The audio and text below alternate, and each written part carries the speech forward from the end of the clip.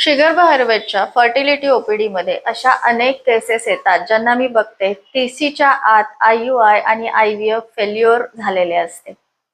अगदी 25 ते 26 वय असणारी जोडपी IUI आणि IVF चा पर्याय निवडतात आणि शेवटी त्यांना डोनर एगचा पर्याय सुचवला जातो नाही. आयुर्वेद शास्त्रामध्ये कित्येक वर्षांपूर्वी एक खूप छान श्लोकामध्ये वर्णन आहे की निरोगी गर्भधारणेसाठी काय आवश्यक आहे. हजारो वर्षांपूर्वी ज्यावेळी मायक्रोस्कोप देखील नसेल त्यावेळी आयुर्वेद आचार्यांनी वर्णन केलेला हा श्लोक.